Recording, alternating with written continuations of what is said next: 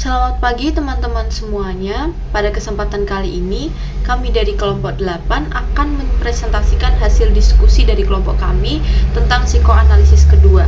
Sebelum kami masuk kepada materi yang akan kami jelaskan, alangkah baiknya saya akan memperkenalkan anggota dari kelompok 8. Yang pertama yaitu saya sendiri, Eleanora Putari Safiera, yang kedua Dwi Apriliani, yang ketiga Diela Aurelia, yang keempat Didi Mahendra, dan yang kelima Cindy Ani. Selamat mendengarkan. Materi yang pertama yaitu tentang The Neo-Freudians and Ego Psyche. Psikologi Freudianisme merupakan sebuah sistem yang mempelajari tentang manusia, tentang tempat, dan perannya dalam strukturalisme lembaga sosial, dan berdasarkan prinsip-prinsip psikoanalisis tentu saja. Namun, seiring kemajuan dan perkembangan zaman yang ada, psikologi Freudianisme ini berkembang lebih ke arah perluasan ego. Ego itu sendiri dianggap sebagai suatu hal yang bebas dari berbagai konflik pikiran dan ego. Ego dapat diartikan sebagai sesuatu yang independen dan memiliki pendirian tersendiri dalam diri manusia. Namun, psikologi Freudianisme tetap meminimalkan argumennya mengenai beberapa pentingnya seksualitas kekanak-kanakan dan menunjukkan bahwa perkembangan kepribadian yang dimiliki oleh manusia lebih ditentukan oleh psikososial daripada psikoseksual. Yang selanjutnya yaitu Anna Freud. Sigmund Freud memiliki putri yang bernama Anna Freud. Anna Freud itu sendiri merupakan seorang pemimpin psikologi ego neo-Freudian. Anna Freud lahir pada tahun 1895, yang mana kelahiran Anna Freud ini bertepatan dengan kelahiran psikoanalisis. Dengan hal ini, Anna memutuskan akan menjadi penerus ayahnya menjadi seorang analisis. Anna merupakan gadis yang paling tidak disukai dalam keluarganya. Karena hal itu, Anna tidak memiliki masa kecil yang membahagiakan. Anna menjadi seorang anak yang selalu difavoritkan oleh ayahnya. Selama mereka menjalani kehidupan, mereka seringkali melakukan beberapa analisis. Pada usia Anna yang di 14 tahun, Anna mulai tertarik dengan karya-karya Sigmund Freud yaitu ayahnya. Dan pada usia 22 tahun, Anna memutuskan untuk melakukan sebuah analisis mengenai seksualitas yang dikaitkan dengan sebuah mimpi. Pada usia Anna yang sudah beranjak dewasa, Anna memutuskan untuk menjadi psikoanalisis dan tidak memiliki keturunan atau tidak menikah. Anna mengabdikan hidupnya untuk mengembangkan skillnya terkait perluasan serta pengembangan diri, teori psikoanalitik, dan perawatan terhadap anak-anak yang terganggu secara emosional. Anna menulis karya-karyanya dengan menerbitkan sebuah buku yang berjudul The Psychoanalytic Study of the Child, yang mana buku ini diterbitkan pada tahun 1945. Selanjutnya yaitu teori hubungan objek Melanie Klein pada tahun 1882 hingga 1960. Objek merupakan sebuah kata yang digunakan Freud untuk merujuk pada suatu objek, orang, atau bahkan sebuah aktivitas apapun yang dapat memberikan kepuasan terhadap naluri manusia. Sebagai contoh, dalam pandangan Freud, objek pertama dalam kehidupan seorang bayi yaitu payudara ibunya. Freud mengatakan bahwa keterkaitan objek akan berlangsung pada 6 bulan di awal kehidupan. Oleh karena itu, peran orang tua sangatlah penting dalam pertumbuhan seorang anak untuk memberikan objek baru dalam pemikiran mereka. Freud melakukan analisis yang berfokus pada hubungan interpersonal atau bisa dikaitkan dengan dorongan instingtual itu sendiri. Yang selanjutnya yaitu Carl Jung. Carl Jung merupakan seorang anak dari pendeta yang tinggal di sebuah desa kecil di Swiss Utara yang memiliki masa kecil tidak bahagia. Ayahnya seorang pendeta yang sangat mudah tersinggung dan ibunya memiliki penyakit gangguan emosi. Jung menerapkan beberapa mindset dalam pikirannya untuk tidak menceritakan isi hatinya pada siapapun. Dia selalu menjelajahi dunia fantasinya dan mengandalkan pemikiran nalar dalam kehidupannya semasa kanak-kanak hingga dewasa. Pada masa kritis dalam kehidupannya, Jung hanya mengandalkan alam bawah sadar atau bisa disebut dengan mimpinya untuk membuat sebuah keputusan dalam kehidupannya. Jung tertarik pada karya Freud pada tahun 1900 ketika dia membaca buku tentang Interpretation of Dreams yang dia anggap sebagai mahakarya. Pada tahun 1906, Jung dan Freud bertemu menjadi sebuah permulaan yang baik untuk persahabatan mereka. Namun pada pertengahan karirnya mereka menghadapi berbagai masalah dan argumentasi yang membuat hubungan mereka putus kontrak. Selama hidupnya, Jung masih saja dihantui dengan banyak hal buruk dan menakutkan dalam hidupnya. Dia mengatakan bahwa tidak jarang dia harus berdiri sembari memegang meja untuk membuat tubuhnya dan pikirannya tetap aman. Namun, Jung tetap sangat produktif dan terus menulis dan mengembangkan sistemnya selama hampir 86 tahun. Selanjutnya yaitu kesadaran kolektif. Jung menggambarkan dua tingkat pikiran bawah sadar yang dimiliki oleh manusia. Di bawah kesadaran kita, ada yang disebut dengan ketidaksadaran pribadi, yang mana berisi ingatan, impuls, keinginan, persepsi samar, dan pengalaman lain dalam kehidupan seseorang yang telah ditekan atau dilupakan. Pada tingkat di bawah ketidaksadaran pribadi, ada yang disebut dengan ketidaksadaran kolektif, yang mana tidak diketahui oleh individu itu sendiri. Selanjutnya ada archetypes atau arketipe. Arketipe ini adalah hal-hal yang dilakukan manusia dari generasi ke generasi itu akan sama seperti yang nenek moyang lakukan. Jadi setiap generasi hal-hal tersebut sama. Contohnya kayak kita bermimpi. Ya mimpi itu akan terulang-ulang kembali. Atau enggak perang. Di generasi ini terjadi perang. Zaman dahulu juga terjadi perang seperti itu. Dan archetypes ini memiliki beberapa sisi. Yang pertama ada persona. Persona itu adalah topeng yang kita miliki untuk menutupi jati diri kita. Contohnya ketika kita sedang berada di depan panggung, pastinya kita nggak mau dong menunjukkan sifat asli kita. Makanya kita menutupinya dengan topeng tersebut. Yang kedua ada anima dan animus. Anima ini adalah sifat feminim dari pria, sedangkan animus ini adalah karakteristik maskulinnya dari wanita. Selanjutnya ada bayangan. Bayangan ini adalah sisi gelap seseorang yang berusaha mereka tutupkan dari lingkungan mereka. Jadi sesuatu hal yang menurut dia privasi itu dia tutupi, itu adalah bayangan. Yang terakhir adalah diri, di mana diri kita ini adalah aspek yang sangat penting, yaitu mengintegrasikan dan menyeimbangkan semua aspek ketidaksadaran. Tadi kita udah bahas archetype, sekarang ekstraversi dan introversi. Jadi ekstraversi ini adalah libido atau energi kehidupan yang mana seseorang itu lebih terbuka terhadap publik atau orang ini tuh lebih percaya diri sama dirinya. Sedangkan introversi ini dia orangnya cenderung lebih tertutup, dia lebih nggak percaya diri dan susah untuk memiliki teman. Lanjut ada tipe psikologi. Tipe psikologi ini ada 4, yaitu berpikir, perasa, pengindra, dan intuisi. Nah, berpikir ini adalah proses konspektual yang memberikan makna dan pemahaman, di mana kita berpikir, itu ada konsep dan memberikan makna. Lanjut ada perasaan. Perasaan ini di mana proses subjektif untuk menimbang dan menilai. Jadi kita merasakan gitu, feeling. Nah, lanjut ada penginderaan. Penginderaan ini persepsi sadar objek fisik, di mana kita mendengar, kita melihat, kita berbicara, itu aja objek fisik dari penginderaan. Lalu yang keempat ada intuisi. Intuisi itu melibatkan persepsi dengan cara yang tidak kita sadari. Yang kelima yaitu Alfred Elder. Saya akan membahas tentang riwayat kehidupan Alfred Elder ini. Jadi awalnya Elder ini adalah siswa yang sangat miskin dan dia nggak kompeten sama kehidupannya. Jadi dia siswa yang sangat malas. Sehingga gurunya itu bilang sama ayahnya bahwa kayaknya Elder ini cocok deh untuk jadi magang pembuat sepatu. Karena si Elder ini sakit hati dengan perkataan gurunya, akhirnya Elder ini bangkit dan dia berjuang secara akademis dan sosial untuk mengatasi kecacatan, untuk mengatasi ucapan-ucapan gurunya. Jadi dia mau menunjukkan ke gurunya, saya bukan orang yang seperti ini gitu. Dia berjuang sehingga menjadi contoh awal darinya teori tentang perlunya mengkompensasi kelemahan seseorang. Lalu Elder ini ingat bahwa pada saat usia 4 tahun ia pulih dari serangan pneumonia yang hampir fatal.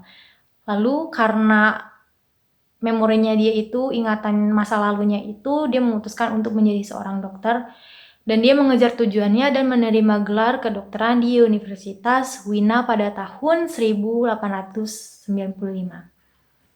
Ketika dia ditarik menjadi psikiater, ia bergabung dengan Sigmund Freud di kelompok diskusi mingguan Freud tentang psikoanalisis.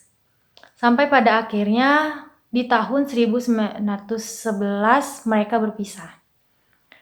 Lalu pada Perang Dunia Pertama, Adler menjabat sebagai dokter di tentara Austria. Kemudian dia mengorganisir klinik bimbingan anak untuk sistem sekolah Wina. Seorang penulis biografi mencatat bahwa kualitas pribadi Adler, keramah tamahan, optimis, dan kehangatan ditambah dengan sikap yang intens, dorongan ambisius, memudahkan orang untuk memberinya status selebritis dan menerima sebagai seorang ahli tentang sifat manusia.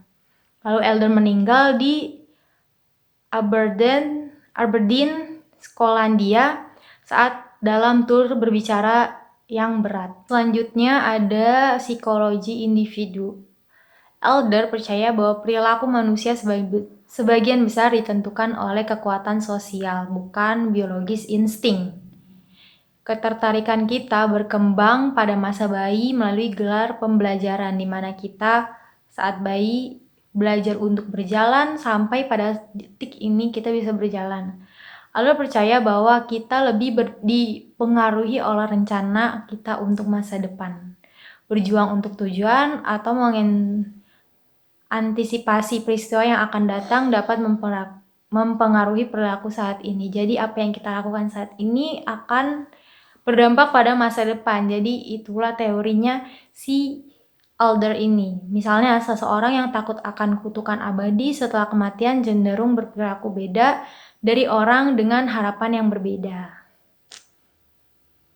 Inferior feelings atau perasaan rendah diri, kurang percaya diri, kurang pede yang sebenarnya sudah kita miliki sejak kita masa kanak-kanak hingga dewasa. Nah, karena kita sudah memiliki perasaan inferiority atau kurang percaya diri sejak kecil, maka ini akan berpengaruh ketika kita dewasa. Jadi jika masa kecil kita dipenuhi oleh penolakan, tidak diterima, maka semakin kita besar kita akan memiliki perasaan inferiority atau kurang percaya diri ini semakin besar. Begitupun dengan sebaliknya. Birth order atau urutan kelahiran, Alfred Adler menemukan bahwa personality seseorang atau kepribadian seseorang itu juga memiliki hubungan dengan urutan individu itu lahir. Mengapa demikian? Karena individu-individu ini lahir di tahun yang berbeda, maka dari itu mereka memiliki pengalaman hidup yang tentu saja berbeda antara satu sama lain. Makanya kalau kita lihat 3 bersaudara, 4 bersaudara, 5 bersaudara, personality atau kepribadian mereka itu pasti berbeda karena mereka lahir di tahun yang berbeda, sehingga mereka memiliki pengalaman hidup yang berbeda-beda. Disagreement with Freud ini mengenai bantahan Karen Horney yang membantah pernyataan atau pandangan Freud mengenai kepribadian seseorang, personality seseorang yang berkaitan atau bergantung pada biologis individu. Basic anxiety atau kecemasan dasar. Karen Horney mendefinisikan basic anxiety sebagai perasaan yang membuat seorang individu atau seorang anak merasa terisolasi atau merasa tidak nyaman dengan dunia luar. Karen Horney juga mengatakan basic anxiety atau kecemasan dasar ini merupakan suatu hasil, suatu buah dari tindakan atau perilaku orang tua terhadap anaknya. Karen Horney juga mengatakan bahwa basic anxiety atau kecemasan dasar merupakan buah dari perbuatan atau tindakan atau perilaku orang tua terhadap anaknya. Nah, makanya kalau kita lihat anak kecil atau melihat seorang yang memiliki basic anxiety, menurut Karen Horney ini itu bisa dampak dari perilaku orang tuanya yang mungkin terlalu mendominasi si anak. Selanjutnya yaitu kebutuhan neurotik. Jadi bagi Horney, kekhawatiran dasar muncul dari hubungan orang tua dan anak. Ketika ini, sosial kekhawatiran yang dihasilkan menjadi nyata. Sang anak mengembangkan strategi perilaku sebagai tanggapan perilaku orang tua sebagai cara mengatasi perasaan tak berdaya yang menyertai dan ketidaknyamanan. Kecuali salah satu dari strategi perilaku kekanak-kanakan menjadi bagian tetap dari kepribadian itu. Disebut kebutuhan neurotik. yang merupakan cara untuk melawan kecemasan.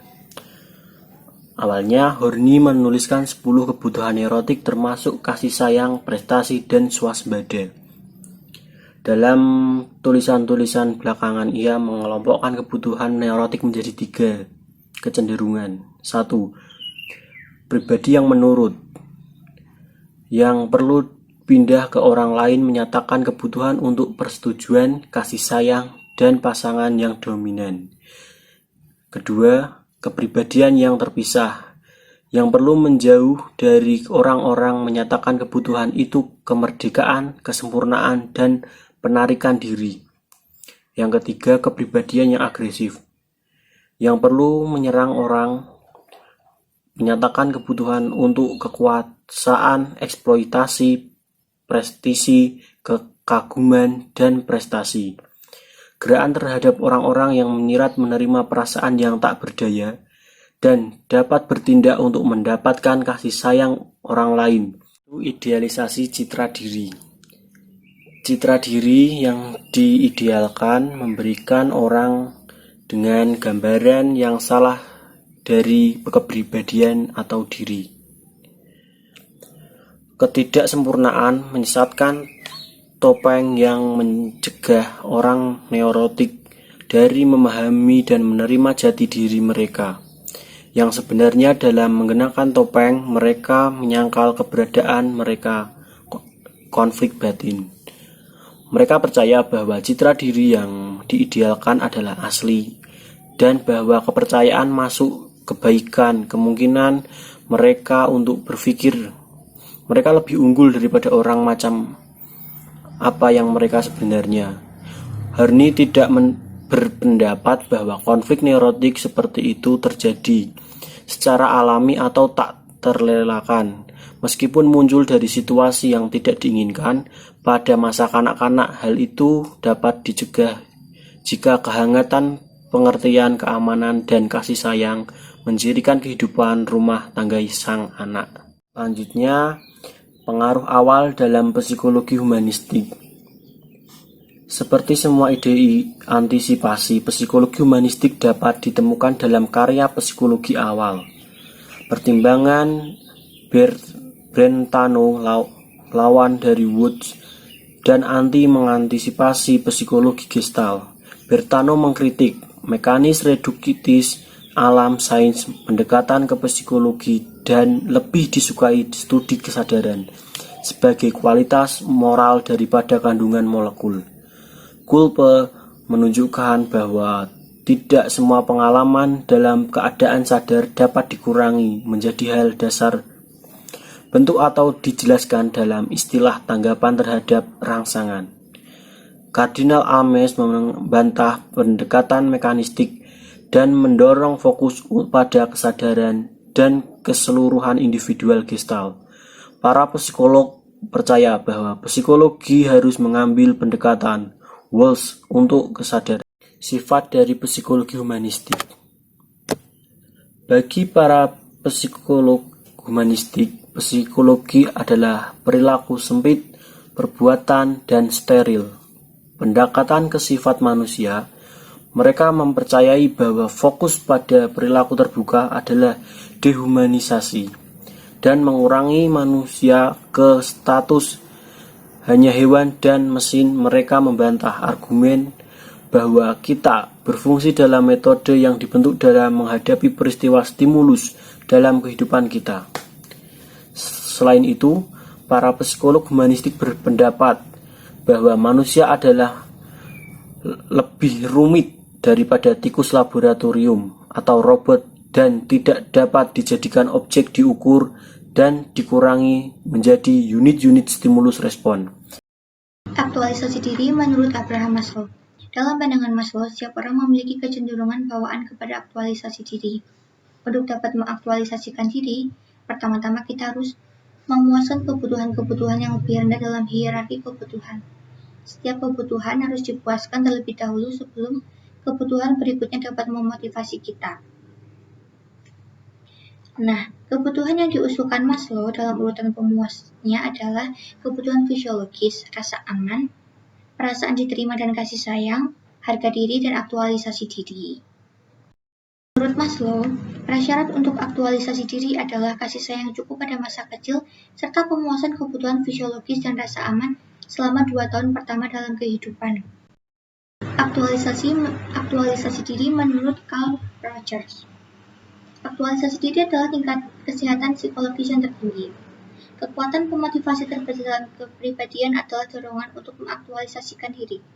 Meskipun dorongan untuk mengaktualisasi diri ini bersifat intrinsik, ia dapat dibantu atau terhalangi oleh pengalaman-pengalaman masa kecil dan pembelajaran. Rogers menekankan mengenai pentingnya hubungan ibu dan anak karena hal ini akan memengaruhi pertumbuhan sense of self atau perasaan diri sang anak. Apabila ibu dapat memuaskan kebutuhan kasih sayang anak atau yang disebut positive regard, yaitu perhatian positif, maka sang anak cenderung akan memiliki kepribadian yang sehat.